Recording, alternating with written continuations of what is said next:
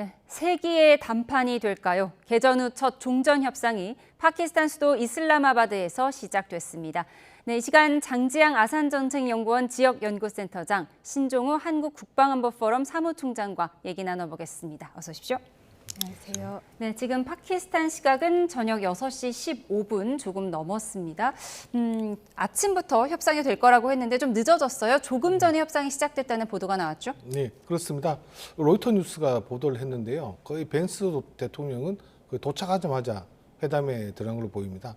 상당히 좀 긍정적인 신호로 저는 생각됩니다. 네. 왜냐하면 지금 뭔가 두 국가가 빨리 만나서 이번 사태를 해결해야 되겠다는 생각이 좀 있는 것 같고요. 근데 하지만은 대면 접촉은 지금 아직 아닌 걸로 좀 알려지고 있습니다. 아직은 이제 파키스탄이 그 중재를 하면서 각 방에 있는 대표단들에게 같이 의견을 서로 전달해주는 뭐 그런 상황이 될 것 같은데요. 지금 정확한 보도가 나오지 않았는데 예. 로이터 보도에서는 3자 회담이라고 해서 아, 그렇습니까? 네. 예, 예. 그러니까 지금 간접 네. 협상이다. 그러니까 네. 각방에 있고 이란과 미국이 각방에 있고 파키스탄이 왔다 갔다 한다. 이런 간접 협상이 될 것이다. 이런 보도도 있었는데 지금 로이터 보도로는 3자 회담. 그러니까 예. 다 같이 한 방에 있는 아, 것. 그럼 좀 긍정적인 신호죠. 왜냐하면 그 파키스탄 같은 경우도 회담 전에 그런 이제 의견을 많이 했습니다. 빨리 만나서 할 수 있도록 중재를 하겠다고 예. 의사를 내비친 만큼 지금 3자 회담이 있다면 일단 뭐 신호는 아주 긍정적이다라고 평가할 수 있겠습니다. 예, 어떤 형식의 회담이 이루어지고 있는지 저희가 잠시 후에 또 속보가 들어오면 전해드릴 수 있을 것 같은데 이에 앞서서 미국 협상당이 파키스탄 총리를 만나고 이란 협상단이 파키스탄 총리를 만나고 우선 따로 만났어요? 이건 의제 조율 과정인가요? 그런 것으로 보이고요. 사실 그러니까 저희가 보면 약간 그러니까 어색한 장면이잖아요. 거기까지 가가지고 그러니까 같이 3자 회담을 하는 것이 아니라 간접으로 대면을 하면서 이제 파키스탄 중재자가 이방 저방을 왔다 갔다 하면서 네. 굉장히 바삐 움직이게 된다라는 것인데 의견을 조율한 것인 것 같고요. 그리고 벌써 뭐 정확하지는 않겠습니다만, 그러니까 이란 측이 제시했던 이란 동결 자산 을 풀어달라라고 하는 것을 미국이 굉장히 긍정적으로 받아들였다라는 얘기도 나왔고요. 백악관에서는 뭐 1시간 후에 부인하긴 했습니다만 그것 때문에 이제 파장이 일었죠. 그랬나요? 알겠습니다. 예, 저희가 잠시 화면을 하나 보여드리겠습니다. 협상 전에 신경전을 벌였는데 갈리바프 이란 의회 의장이 SNS에 올린 사진을 좀 보도록 하겠습니다. 회담장으로 가는 비행기인데 이란 초등학교 오폭 사건으로 희생된 아이들의 영정 사진과 그 사고로 훼손된 가방을 갖고 탔다라는 내용입니다. 그리고 저기 보면은 희생된 아이들 160여 명과 우리는 함께 가고 있다라는 표시도 있거든요. 이게 어떤 의미일까요? 예, 그 초등학교 오폭 당시 희생당한 아이들의 사진과 함께 그 가방, 피 묻은 가방과 신발을 저 비행기에 같이 해서 파키스탄으로 이동을 했는데요. 먼저 이번 회담을 가지는 좀 결연한 의지를 좀 국제사회에 보여준다는 측면도 있을 것 같습니다. 왜냐하면 좀 전쟁 피해 보상을 좀 해라는 뜻도 될 것 같고요. 이번 이제 파키스탄에 열리는 회담에 대해 전 세계가 좀 주목을 하고 있지 않습니까? 예. 그래서 국제적 여론을 좀 더 이란 쪽으로 좀 돌리는 의도도 있을 것 같습니다. 그런 차원에서 보면 저런 걸 할 것 같은데, 그리고 71명의 그 회담 이란 같은 경우는 71명의 회담 대표단이 있는데 그 미디어 팀도 있다고 알려져 있어요. 국제적 여론 정도 상당히 신경을 많이 쓰고 있다고 볼 수 있겠습니다. 그러니까 이란 대표단이 한 7, 80명 정도, 미국 예. 대표단이 300명 300 정도 명입니다. 이렇게 예, 갔다고 맞습니다. 하는데요. 상당히 규모가 커요. 네, 그렇죠. 근데 그럼 이란 같은 경우는 지금 과거에 보면은 뭐 주요 뭐 외무부 장관이나 이런 사람 나오지만은 그 71명 중에서 보면 과거에 미국과 핵 협상을 주도했던 인물들도 있습니다. 근데 하지만은 지금 미국의 대표단을 보면 좀 평가가 일단 그 3명 정도는 아직 협상이 좀 대면에서 부족할 거라는 얘기가 있어요. 예. 두 분 다 이제 부동산업자들이지 않습니까?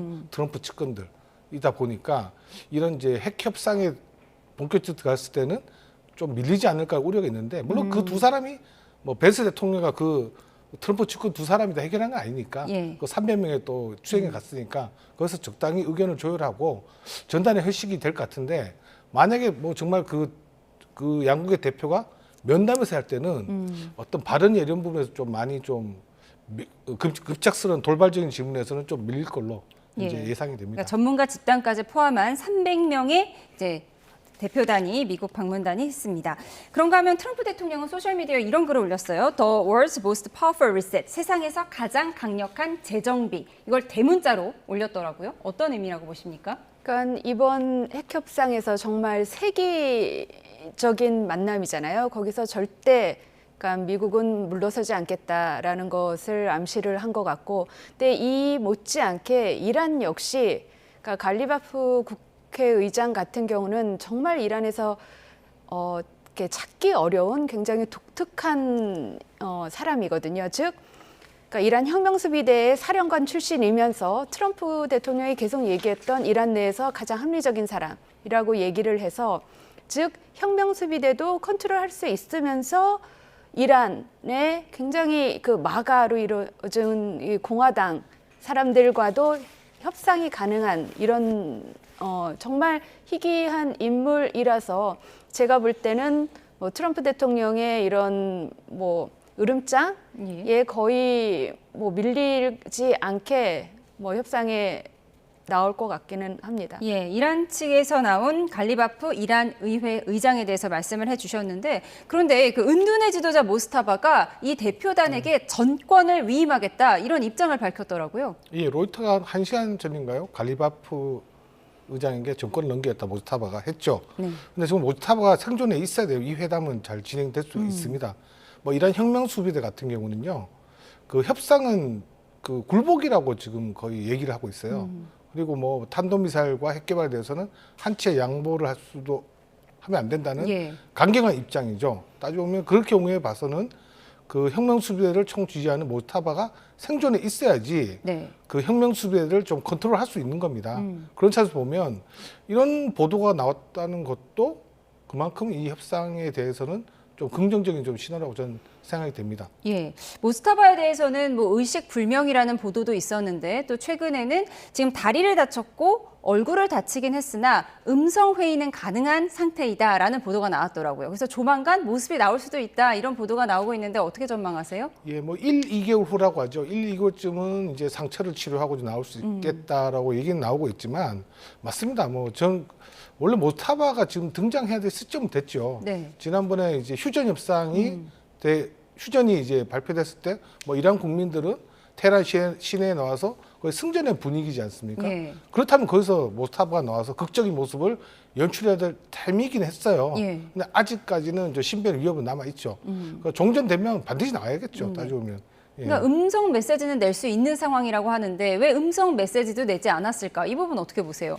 그런 부분도 좀 저도 생각해 봤는데 정말 음성까지 안 나오면 이렇게 모스타바가 불안한 상태면 네. 과연 이란 혁명 수비대의 어떤 그 강경한 이란 혁명 수비대가 이란의 정치를 좌지우지하고 있으면 협상이 안 될 가능성도 상당히 높은 과정이었죠. 따지고 보면. 예. 근데 목소리는 뭐냐면 뭐 공습을 당했으니까 당시에 어떤 화재사가 발생했고 화재에서 그 연기를 좀 들이마시다 보니까 목소리가 상당히 허스키한 상태. 기도도 좀 다친 상태가 아닐까로 추정됩니다. 근데 그건 뭐 저의 뭐 상상일 뿐이고요. 예. 일단 여러 가지 뭐 안 나온 거에 대해서는 항상 좀 의문은 좀 많이 드는 상황이긴 합니다. 예, 지금 파키스탄 시각 6시 반 정도, 오후 6시 반 정도가 됐는데 오늘 협상을 타결하든 결렬하든 모든 전권을 위임하겠다. 모스타바가 이란 대표단에게 이제 제시를 한 것입니다. 그럼 협상 테이블에 가장 먼저 뭐가 올라갈 것이냐? 어떻게 예상하십니까? 이란 측에서 가장 먼저 올릴 거는 뭐 경제적인 문제이죠. 즉, 그러니까 동결 자산을 풀어달라. 그다음에 이제 이란 제재도 풀어달라. 그리고 전쟁 배상금을 뭐 지급해달라. 그게 가장 중요할 것이고요. 그러니까 그렇게 해야지, 즉 핵 문제나 내지는 뭐 호르무즈 해협 문제보다는 경제 문제를 내세워야지. 아까 말씀드렸던 갈리바프가 소위 합리적인 이 협상 대상자로서 강경파인 이슬람 혁명 수비대도 달래고 그리고 동시에 협상을 조금이나마 진전시킬 수도 있는 그런 역할을 할 수 있을 것 같습니다. 예. 그런데 트럼프 대통령은 이번 전쟁 목표의 99%가 이란의 핵무기 개발을 포기시키는 것이다라고 했는데 뭐 이란이 이렇게 나오겠죠. 우리 핵무기 개발한 적 없다. 우리 핵농축 기술이 뭐 60%밖에 안 된다. 또 이런 주장을 펼 수 있잖아요. 그렇죠. 그건 뭐 거짓말이죠. 따지고 보면은 작년 6월에 보면은 이스파한의 지하 시설로 18개 용기가 들어가는 게 이미 정보가 포착이 됐습니다. 예. 그리고 4일 뒤에 바로 이제 그 10일 전쟁과 민단 해머 작전이 벌어졌었죠. 그러니까 이 파란색 용기가 뭐냐면 우리가 원자력 그 발전소에 나오는 재농축한 그 원자력 그 원료들이 있지 않습니까? 그거를 이제 보관하는 입송식 용기예요. 방사능 차폐가 될 뿐만 아니라 어떠한 공격에도 약간 버틸 수 있는 그 특수한 용기가 이스파한의 지하 시설로 들어갔다는 거예요. 예. 자, 그렇다면 보면 이란의 그 말은 좀 거짓말일 가능성이 높죠. 그리고 60%가 있다는 거는 IAEA도 거의 다 확인됐다고 알려져 있습니다. 예. 녹축우라늄. 예. 예, 그런데 2015년에 이미 오바마 정부 때 뭐 3.67%그 정도로 낮추는 것에는 이미 합의한 바가 있잖아요. 그러니까 트럼프 입장에서는 그거보다 더 낮출 수 있어야 이번 전쟁에 의미가 있는 거죠. 아, 그렇죠. 아니, 근데 그렇진 않아요. 왜냐하면 지금 오늘 팍스뉴스가 보도했는데 미국의 협상단도 이견이 있다고 합니다. 그 쿠슈너 같은 경우는 뭐 비밀리에 어느 정도 농축을 허용했다고 하고 전달했다고 하고 벤스 같은 경우는 아예 무농축이라고 얘기를 하고 있어요. 예, 제로. 예, 제로. 아예 농축하지 마라. 원자력 아예 농축하지 마라는 게 있는데 오늘 트럼프가 또 얘기한 거 보면 핵개발이라고 표현했습니다. 네. 우라늄이라 표현 안 하고 핵개발. 핵무기 개발. 핵무기 개발, 예. 뭐 저지라는 표현을 했는데 그 정도면 지금 20% 이하의 저농축은 허용해 주는 걸로 이제 회담이 좀 끝나지 않는 의제에서 어느 정도 허용해 준 걸로 20% 저농축으로. 예. 근데 뭐 아예 20% 미만은 우리가 저농축이잖아요. 네. 그 정도는 좀 해주는 걸로 좀 뭐 합의를 보지 않을까로 생각되는데 모르죠. 뭐 아직까지 뭐 그 내부도 이제 이견이 있다고 하니까 네. 일단 좀 지켜봐야 될 문제일 거로 보여집니다. 예, 말씀하신 것처럼 결국은 고농축 우라늄이 핵심 쟁점이 될 텐데 문제는 이 이란의 고농축 우라늄이 정확히 어디에 있는지 지금 파악이 안 되고 있다는 얘기가 있어요. 그렇죠. 그러니까 지금 이란이 한 2년여간 IAEA 사찰을 받지 않았거든요. 그래서 그러니까 IAEA가 추정키를 60% 농축에 440kg 정도의 핵이 있을 것이다라고 했는데 그게 어디 있는지는 정확히 모르고 그리고 작년에 2025년도 12일 전쟁을 겪으면서 또 어느 정도 파괴가 됐는지 그리고 그 파괴되고 남은 것을 어디로 옮겼는지 정확히 모른다라는 얘기가 있고요.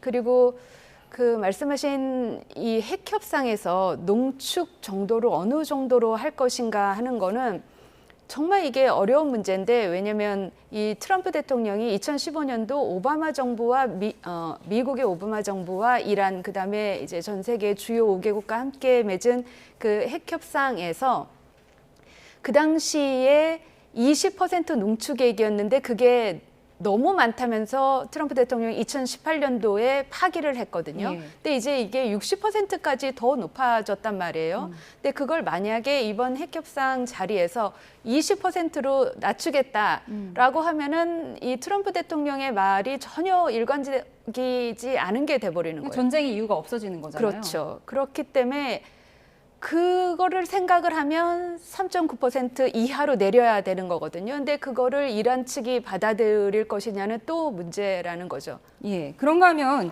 이스파한 핵시설에 터널 있고 세 곳을 흙더미로 막아놓았다. 이란이 흙더미로 막아놓았다는 보도가 있던데 이건 어떤 의미로 봐야 할까요? 먼저 트럼프 대통령이 얘기한 게 좀 기억이 나는데요. 우라늄 먼지라도 파서 가져오겠다. 예. 그러니까 이스파한에 보면 거의 미국은 이스파한의 그 지하시설에 예. 그 고농축 우라늄 60%짜리 고농축 우라늄 보관 용기 18개가 있는 걸로 그렇게 추정하고 있는 것 같습니다. 그래서 결국 뭐 이스파한을 작년 6월에 좀 맹폭하기도 했고요. 자, 그렇다면 보면 그 이란이 지금 그 미국의 어떤 그 우라늄 농축을 탈취하기 위한 제한적 지상전을 염두에 둬서 아예 터널 입구를 막아버려서 예. 못 가져가게 하는 것 같아요. 근데 미국에서도 보면은 뭐 우리가 우라늄 탈출 계획이라는 게 보면 네. 좀 허황되고 좀 작전이 어렵다는 비판적인 여론이 많았고 예. 뭐 지난주인가요? 지난주에 보도가 되긴 했습니다. 우라늄 탈취 계획에 대해서. 근데 보면 내용 중에 보면 활주로를 건설한다는 표현이 있어요. 네. 수송기를 보내서 그 이스파한 근처에 활주로에 내려가지고 네. 그 18개의 용기를 가져온다는 그런 계획인데 적진에 무슨 활주로를 만든다는 게 너무 허망되잖아요. 예. 근데 이번에 이스파한에서 벌어진 구조작전이 안 했었죠. 전투조종사 구조작전이 이스파한에 벌어졌는데 아. 거기 벌어진 활주로에 미군의 특수전 항공기 2대가 착륙한 겁니다. 네. 그 기사를 보면 아마 우라늄 탈취 계획은 그렇게 진행되지 않는가 생각됩니다. 예. 그럼 뭐 그때 그 조종사 구조 작전이 아니라 우라늄 탈취 작전을 조종사 구조 작전으로 한 것이라는 얘기도 있었잖아요. 그렇다 보면 우라늄 탈취를 좀 막기 위해서 그 갱도를 입구를 막을 수도 있고 예. 아니면 기만적인 또 행동일 수도 있죠. 거기 뭐가 없는데 일부러 있는 것처럼 흑가미를 해놨다. 좀 과감하게 막아버리는 행동이. 근데 일단은 뭐 IAEA나 뭐 미국이나 각 정보 당국은 이스파한의 지하시설에 있을 가능성이 높다고 예. 보고 있는 것 그럼 같습니다. 그 입구를 흙더미로 다 막아놓으면 만약에 지상군 투입해서 그 고농축 우라늄 가져오려고 하더라도 뭐 포크레인으로 파서 들어가야 되는 그런 웃지 못할 상황이 있는 거죠. 아, 웃지 못할 상황인데 네. 우라늄 탈취 계획에 굴삭기에 간다는 내용도 있습니다. 그게 포함이 돼 있어요. 파가지고 가져온다는 계획도 있습니다. 예. 그 이란이 놓치고 싶지 않은 그 고농축 우라늄을 만약에 이제 미국 뜻대로 이란이 포기를 하게 된다면 기브 앤 테이크가 있어야 하고 앞서 의원님 말씀하신 것처럼 그래서 해외은행에 동결되어 있는 이란 자산을 해제해주겠다 이런 보도가 나와서 지금 전 세계가 깜짝 놀랐었는데 백악관이 바로 그건 부인을 했어요. 예, 그래서 뭐 이란의 선결 조건이었죠. 뭐 지금 레바논 헤즈몰라와 이제 이스라엘의 어떤 교전 중단 이것까지 좀 포함되어 있는데 그거는 지금 진행 중인 것 같고요. 예.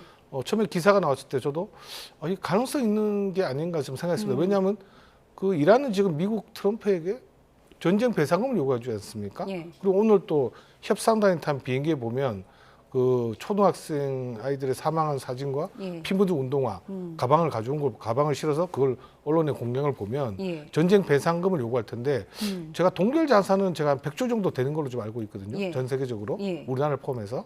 근데 그 정도면 정말 전쟁 배상금으로 어느 정도 충분할 것 같은데 그 뭐 이란도 뭐 얘기했잖아요. 선결 조건으로 먼저 협상하기 전에 그런 이제 전쟁 배상 동결된 우리의 제재부터 해결해라, 자산부터 해결해라는 말이 있었으니까 예. 뭐 보도가 나왔긴 했지만은 뭐 결국은 미국은 뭐 오보로 이렇게 하고 있는 네, 뭐 하나의 상황입니다. 협상 카드 가능성은 있으나 아직까지는 백악관이 부인하고 있는 부분입니다. 근데 어쩌면 이제 핵무기보다 더 강력한 이란의 카드는 이제 호르무즈 해협이 떠오르고 있는데 지금 돈 얘기가 나오고 있어요. 통행료를 받느냐 마느냐. 근데 지금 돈이 문제가 아니라 호르무즈 해협 가지고 지금 봉쇄하냐 마냐 이 얘기를 하는 것이 이란이 기뢰를 설치했는데 자기들도 지금 기뢰가 어디 있는지 모르기 때문에 이렇게 봉쇄하는 것이다. 이런 분석이 나왔습니다.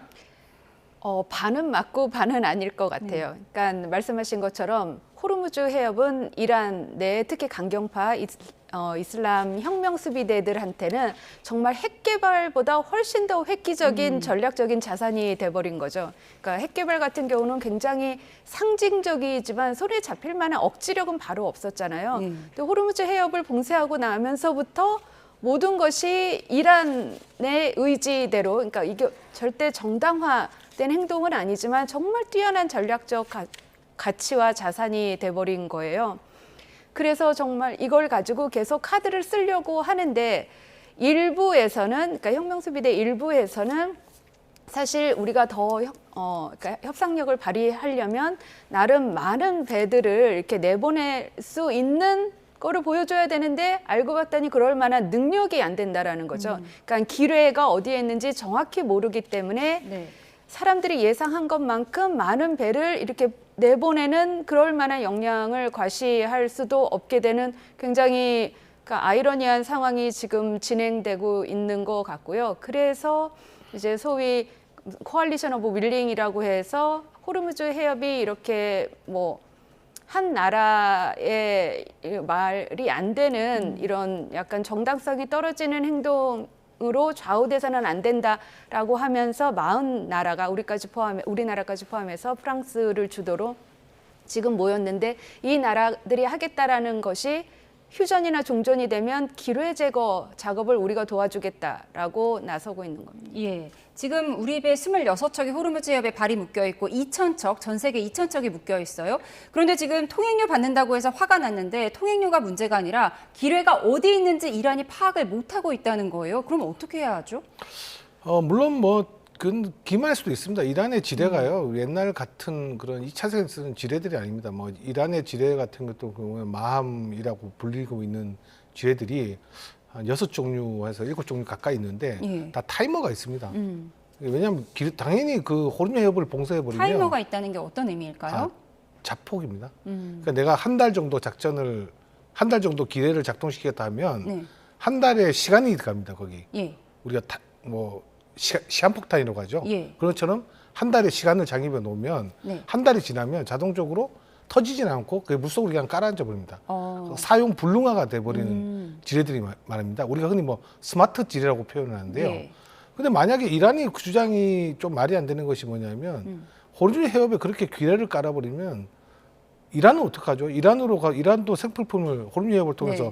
다 받아야 되지 않습니까? 그렇다고 하면 이란도 보면 그 최후의 수단일 수밖에 없는 거예요. 근데 그런데다가 이란 혁명수비대가 보트로 와서 무분별하게 깔았다라고 하는 거는 네. 거짓말일 가능성도 있습니다. 아. 네, 저는 뭐 그렇게 이란의 말을 그렇게 믿지는 않는데요. 네. 일단 협상을 하는 과정에서 호르무즈 해협에 대한 어떤 기대가 많다, 위험하다라는 걸 좀 얘기해주고 네. 뭐 나중에 이럴 수도 있겠죠. 뭐 트럼프가 얘기했듯이 네. 호르무즈 해협을 통해한 나라들, 미국을 제한 나라들과 이란이 협상을 해서 호르무즈 해협을 좀 안전하게 개방하는 뭐 그런 노력을 하겠다는 뜻으로도 읽혀지는데, 네. 근데 뭐 이란에 완전히 기대를 무차별적으로 뿌려가지고 그건 어렵다. 아직 또 타이머가 있으니까 네. 일정 부분 기뢰들은 좀 사라졌을 거로 생각됩니다. 예, 기회가 어디 있는지 모르지 않을 것이다. 지금 예. 너무 우려할 필요가 없다 이런 말씀을 주셨어요. 그런데 이제 수에즈 운하 같이 인공적인 곳은 돈을 받을 수 있고 자연적인 해협은 돈을 받을 수 없다. 이 국제법이 이렇다는 거는 지금 많은 분들이 아실 텐데 최근에 알려진 거는 싱가포르 인근의 말라카 해협이나 남아메리카 마젤란 해협에도 안내료를 받는다는 거예요. 물론 뭐 척닥 30억 이렇게 비싼 돈은 아닌데 워낙 물살이 세기 때문에 네, 안내사가 같이 따서 그 안내료를 소액 받는다 이런 보도도 나오길래 그럼 이제 이걸 근거로 이란에서 호르무즈 해협 통행료를 받겠다 강행할까 봐 좀 걱정이 돼요. 그러니까 말씀하신 운하가 아닌 해협에서도 운행료를 받는다라는 거는 이제 국제 사회가 같이 다 인정을 할 경우 그거는 가능할 것이지만 지금으로서는 제가 알기로는 호르무즈 해협에서 이란이 독단적으로 자신들의 통제권을 행사하면서 여기서 그 통행료를 징수하겠다라고 하는 데에 대해서는 어느 나라도 지금 동의를 하고 있지 않고요. 사실 호르무즈 해협이 이란뿐만 아니라 오만의 영해이기도 하거든요. 근데 오만 같은 경우는 우리는 통행료 받을 의사가 전혀 없다라고 얘기를 했고요. 그렇기 때문에 아직까지는 이란 혼자 이런 독단적인 행위를 행사하는 거에 대해서 인정해줄 나라는 없는 것 같습니다. 단 이란이 이렇게 주장을 할 수는 있어요. 유엔 해양법 협약이 이제 호르무즈 해협 같은 곳에서의 자유로운 통행권을 모든 나라에게 인정해야 된다라고 규정을 하고 있는데 이란은 거기에 체결 당사국이 아니긴 하거든요. 그래서 우리는 체결 당사국이 아니니 국제사회의 인정과 무관하게 우리는 통행료를 징수하겠다라고 하면은 또 그때부터 또 다른 논의가 시작이 될 수는 있겠지만 지금으로서는 굉장히 위법적인 행위면은 분명합니다. 예, 트럼프 대통령의 입장도 계속 바뀌어서요. 공동 벤처를 하자, 공동 투자해서 우리 같이 통행료 받겠다라고 했다가 또 어제는 이란 너네들 받지 마 이렇게 입장이 바뀌었거든요. 트럼프의 버전 네 번째 버전이죠. 그게 첫 번째 버전은 이제 호르무즈 해협을 통행하는 국가들이 알아서 해라는 뜻이겠고 두 번째는 그 200만 달러 척당 200만 달러를 우리가 호해줄 테니까 우리에게 줘. 세 번째는 공동으로 좀 걷자, 징수하자는 얘기도 했었죠. 그러니까 네 번째죠, 네 번째. 이번에 이란 전쟁은 우리가 잘 보셔야 될 건데 이거는 이란의 군사적인 거에서는 좀 실패했지만 전략적인 거는 승리를 한 겁니다. 물론 이란도 좀 알고 있었는데 이번 이란 전쟁으로 해서 호르무즈 해협이 그만큼 강력한 무기로 미국을 압박할 수 있다는 것을 보여준 게 된 거예요. 쉽게 호르무즈 해협은 절대 이란이 좀 놓지는 않을 것 같고 물론 이란도 저건 좀 주의하죠. 지금 국제사회 여론을 이란에게 유리하게 만들어야 되는데 지금 계속 강제로 징수하게 되면 이란도 보면 국제사회에서 그 안 좋은 여론이 형성될 겁니다. 근데 일단은 지금은 호르무즈 해협은 미국을 압박하기 위한 하나의 통제 수단으로 작동하고 있기 때문에 이번 협상 과정에서 쉽게 내놓지는 않을 걸로 저는 생각됩니다. 예. 그런가 하면 이번 전쟁의 빌런은 이스라엘의 네타냐후 총리다 이런 얘기가 나옵니다. 이란도 이번 협상에서 미국 우선 대표단과는 합의가 가능하지만 이스라엘 우선 대표단과는 협상이 불가능하다 이렇게 밝혔어요. 네네. 네, 사실 이스라엘이 협상 대상자도 아니고 그거를 또 이스라엘도 잘 알고 있어서 그러니까 계속 이제 시간이 얼마 남지 않다고 계산한 네타냐후 총리 같은 경우는 정말로 협상이 이루어질 것을 대비해서 지금 짧은 시간 안에 계속 헤즈볼라를 향한 이렇게 공습을 강행하고 있는데요.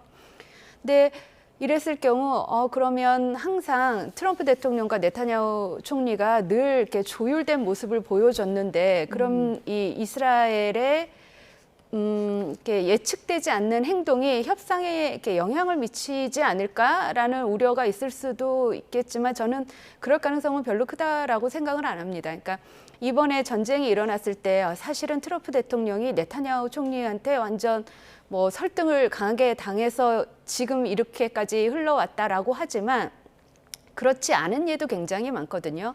한동안은 트럼프 대통령이 네타냐후 총리를 패싱한다라고 하면서 네타냐후 패싱 아니냐라는 얘기가 나왔을 만큼 트럼프 대통령은 소위 무슨 마가 정신, 뭐 미국 우선주의에 관련한 이슈가 있으면은 언제든지 그러니까 그러니까 미국 중심에만 오롯이 뭐 집중을 하면서 네타냐후 총리 패싱은 늘상 보여줘왔던 예 중에 하나입니다. 예, 트럼프가 말려도 이스라엘 네타냐후 총리가 레바논을 계속 때리니까 네타냐후가 이번 전쟁의 빌런이다 이런 얘기까지 나오고 있는 상황인데 이스라엘과 레바논 정부가 오는 14일에 미국에서 협상을 갖는다고 합니다. 하지만 또 레바논 정부와 레바논 안에 헤즈볼라라는 무장단체는 완전히 별개라고 하더라고요. 그렇죠. 헤즈볼라는 정당의 군대지 않습니까? 지금 그리고 헤즈볼라와 이번에 헤즈볼라와 이스라엘의 전쟁이죠. 레바논과 전쟁이 아니라. 예.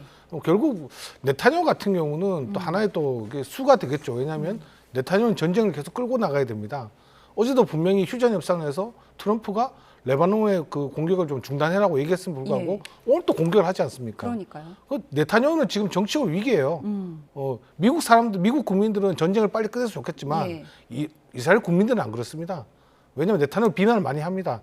어떤 의미냐 하면 이스라엘 군대는 승리했는데 네타냐후 당신이 이 이스라엘 군대의 승리를 정말 승리로 전하지 못했다. 우리는 계속 이란의 핵위협과 호주협이 이란의 통제를 계속 가지게 된다. 도대체 우리가 얻은 게 뭐냐 하면서 계속 그 정치적으로 좀 압박을 받고 있어요. 예. 네타냐후는 지금 전쟁을 중단할 수도 없습니다. 지금. 예, 압박을 예. 받고 있는 게 안 그래도 휴전 얘기가 나오다 보니까 네타냐후가 그동안 받고 있던 재판이 잠시 중단됐다가 휴전 얘기가 나오니까 12일부터 다시 재개된다고 이스라엘 법원이 발표를 했더라고요.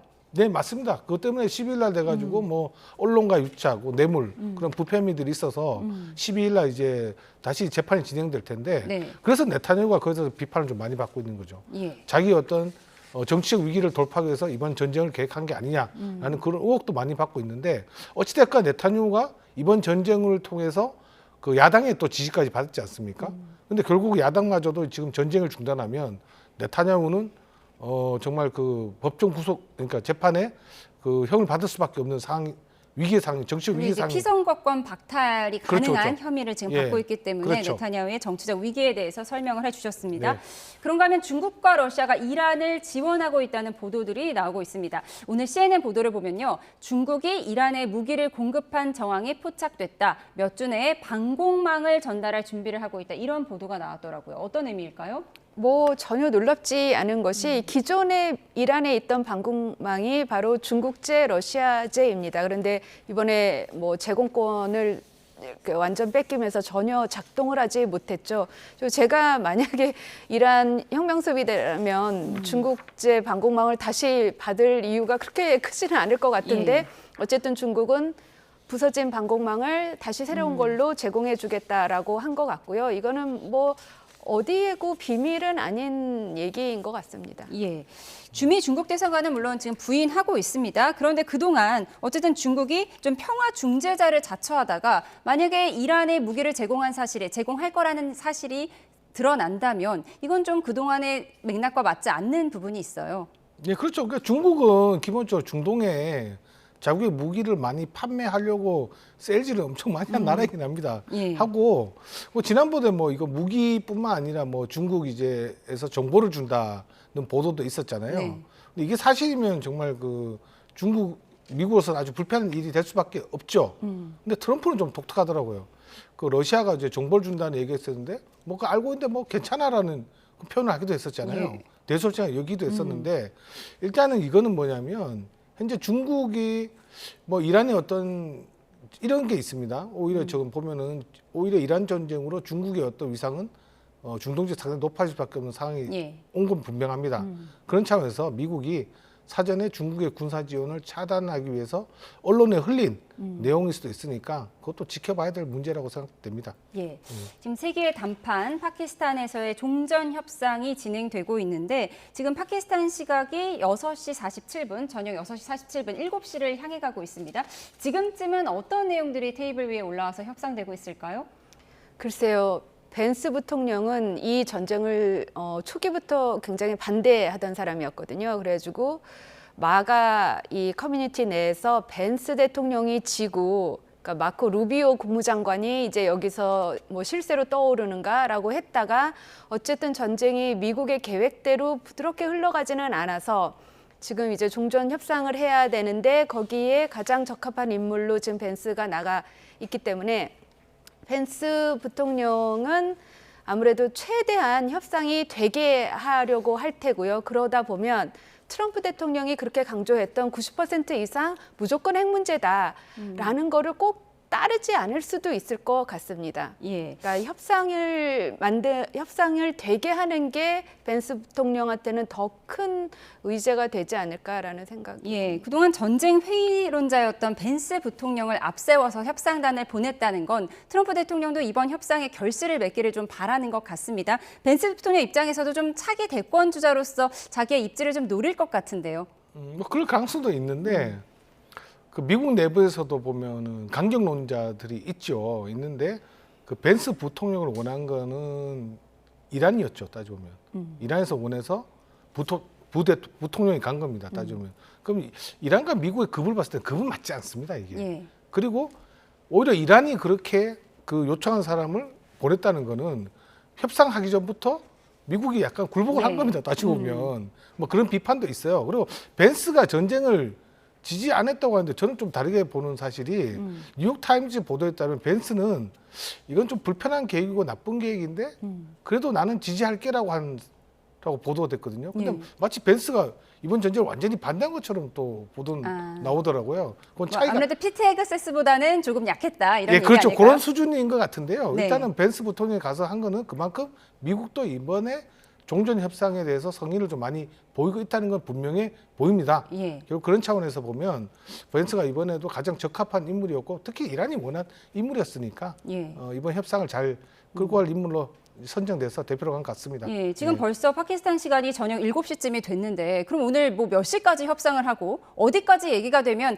첫 단추로 선방했다 이렇게 평가할 수 있을까요? 글쎄요, 뭐 트럼프도 입사 시간에 뭐 좋은 결과 나오겠다고 하는데 네. 좀 모르겠습니다. 정말 좋은 결과 나올지 안 나올지 트럼프 말대로 워낙 그 뭐 말들이 바뀌다 보니까 그리고 저는 이번 협상 자체가 상당히 좀 뭐랄까 이주지만 오늘 첫날이고 예. 저는 협상이 너무 안개 속에 있고 불확성이 너무 많은 협상입니다. 네. 협상 진행 과정에서 뭐 레바논과 헤즈볼라의 또 충돌이 있을 것이고 또 보다 호르지베 협에 봉쇄 카드 이란이 계속 쓸 것이고 예. 그리고 미국은 따라서 또 병력을 계속 또 증파하고 있는 분위기지 않습니까? 예. 그러니까 회담장뿐만 아니라 외적 요소도 많아요. 그래서 오늘 결과는 뭐 서로 의견을 교환했다는 정도만이라도 저는 뭐 대성공이라 봅니다. 예. 그러니까 가시적인 성과가 나오지 않더라도 우리 뭐 내일 또 만납시다, 언제 또 만납시다 이런 약속만 해도 좀 선방한 것이다 이런 분석이신 것 같아요. 어떻게 보십니까? 그런데 알기로는 벤스 부통령이 그렇게 오래 머물지는 않을 계획이라고 들었어요. 그래가지고 만약에 진짜 오늘 밤, 그러니까 뭐 파키스탄 시간으로 오늘 밤에 협상이 끝난다면 정말 그냥 만나는 것만으로도 상징적인 의미를 찾는 그런 협상이 되지 않을까라는 생각이 듭니다. 예, 파키스탄 시각으로 저녁 7시를 향해 가고 있는 이런 상황에서 오늘 어디까지 협상에 이를 수 있을지 지켜보도록 하겠습니다. 지금까지 장지양 아산정책연구원 지역연구센터장, 신종호 한국국방안보포럼 사무총장과 얘기 나눠봤습니다. 고맙습니다.